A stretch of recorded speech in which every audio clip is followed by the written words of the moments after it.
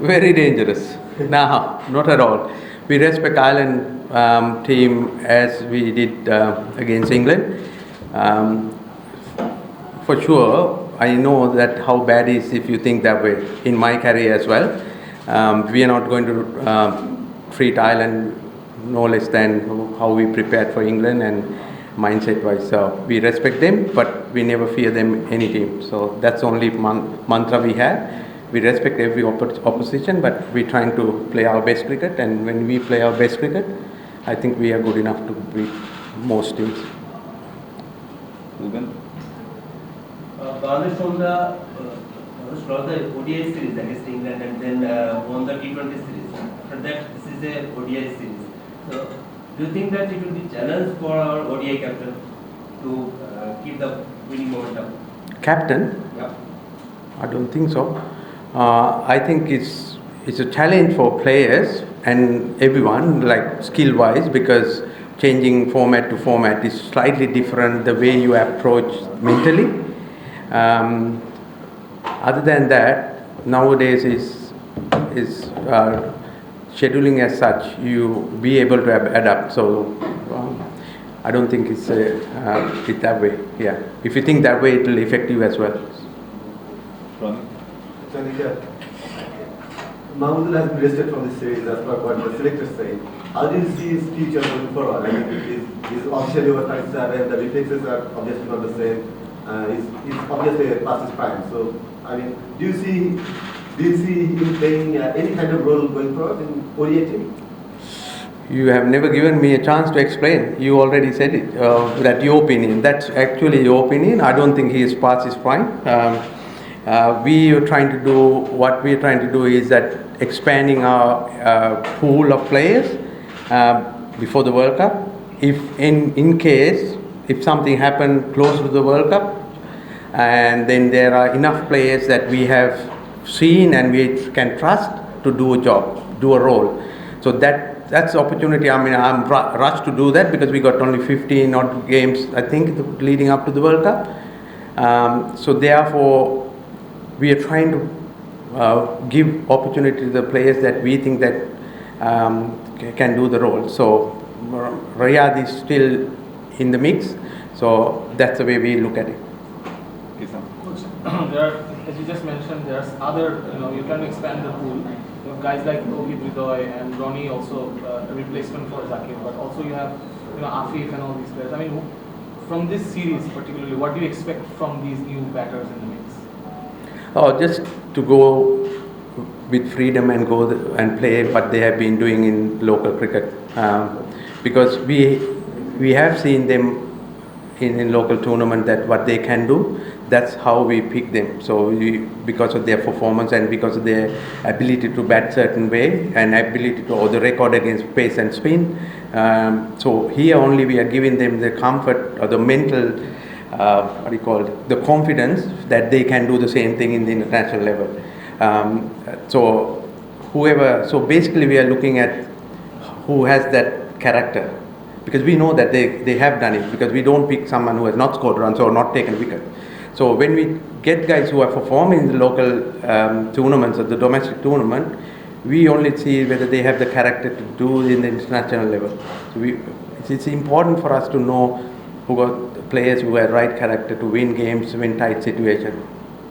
Coach, about the pitch, I mean, you've had a look and obviously it has a very high average, although not a lot of ODIs have been played here.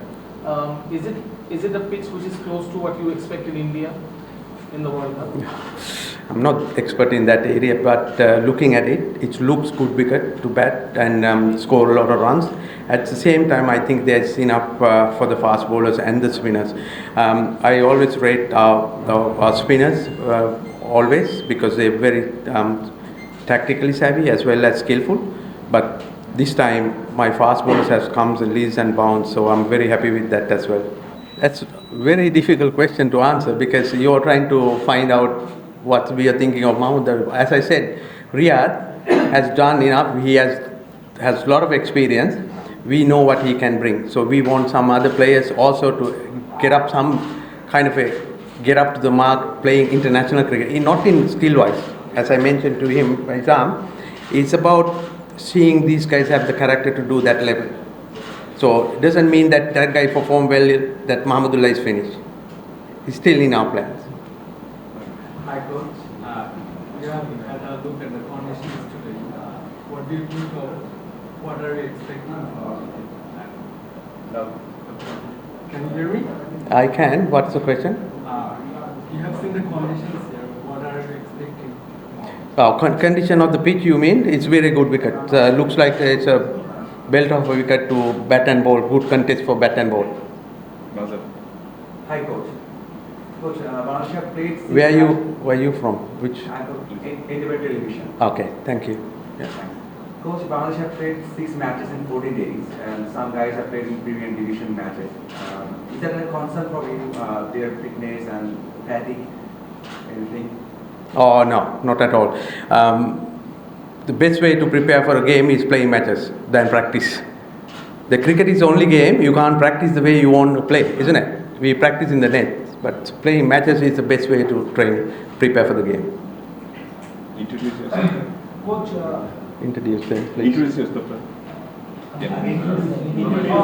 Coach Faisal Habib from PeakFantasy.com.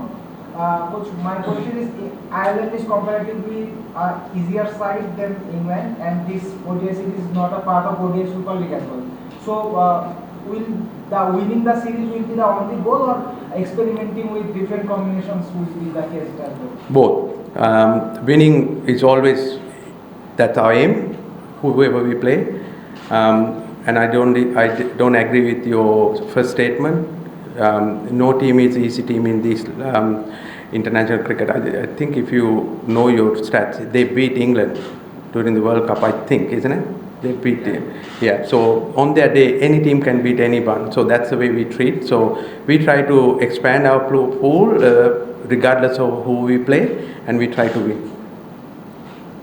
Coach Mahmoud Hassan from Bangladesh. My question is, Bangladesh has just passed an important series, and Bangladesh playing really good in 2 formats. But T20 team whitewashed the world champions, and one day team lose the series.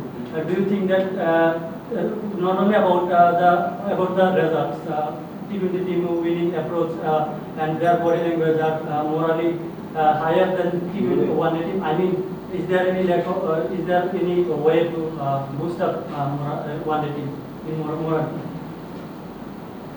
What is your question? So last one I can answer. Yes, is one day team morally down compared to the T20 teams? I don't think so. If you remember the series, we won the last game of the one day, and then that momentum carried to T20. So, sorry, that's my wife calling 1 second. I can't. Yeah. Just first priority. Yeah, so that's the momentum we carried on to the T20. Zubair. This is Jubair from Kolkata. Just want to know about Dominic's fitness. He had some fever coming to the series. Yeah. He has a little bit concern with his health. It's not fitness. He's, I think, having some kind of a viral infection, and he's going to bat and do some fielding today, and we'll make the call after that. Just one more thing. There is talk about Afif Hussain's batting position in the media. He bats 2 or 3, and there is, I guess he shows some concern in terms of his batting position with you after the T20 series. Do you have any opinion on his batting position? Will he gonna be coming to the middle order, or will he take a finisher role as well in the ODI series? Yeah, there's no concern in any of the person's batting position. Whatever is good for the team, we are trying to get people in. Afif didn't have. I don't think he had the best tournament that last series that he wished for, and we want to see. So he has to improve, or he has to get back to his best form that he has shown before. Yasin. Yasin from Rising BD. Just tomorrow, Ronnie Talutar, including the ODI squad, how much he impressed you in T20 series in England? I think he impresses me really a hell of a lot, because if you remember the first T20, His start gave us a lot of momentum, and looking at the body language, and then after speaking to some of the staff and the players, and they actually were surprised the way we approach, and he was the one who started. So in that way, so I talk about looking at characters. Those are the things that I'm looking at a lot more than runs and wicket, because we all know that can go up and down. But if the players show good character and strong will to come and perform what they're doing in domestic cricket, that's all about we want. Last 3 questions. Sadika, coming to the batting position again, Shakib Al Hasan obviously batted at number 5 in the last series and did quite well. But he has a staggering record in number 3. And there was a time when he was desperate to bat at number 3, and he justified obviously in his performance. Now, going forward, why do you see he's best suited in ODI team going forward, especially the World Cup is not so far? You rightly say that he has batted well every place that he batted, and whatever the place that help us to win games, he will bat going forward. That's the big picture. Any of the guys have anything about asking me about the bowlers, because they did really well?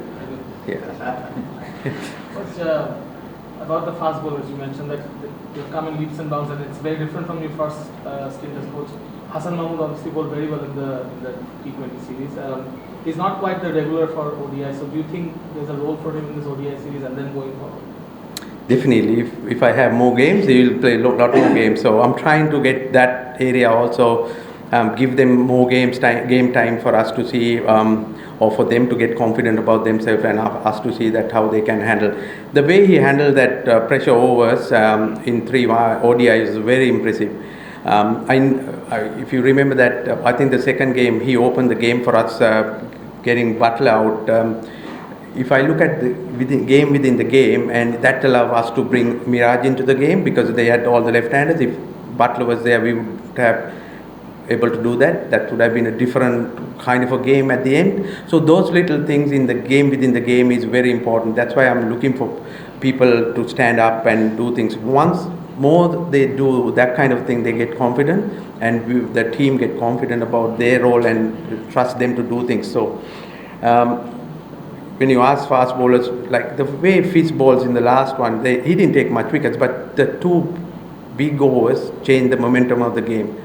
So these are the things that I want you all to highlight when you all are really writing or reporting. Highlight those moments where the match changed, because that's where our guys get confident, and the players, because they read what you all are writing and they listen to what you all are doing. That's a very good thing you all can do. Coach, just if I can ask about Taskin, I mean, he's seen as the leader of the pack in the pace bowling department. He was also not picked for the 3rd ODI, maybe it was a slight niggle. Is it also a concern to keep him fresh till the World Cup? All the fast bowlers, in fact. Is there going to be a rotation? That's the very reason that not that he picked, he was rested.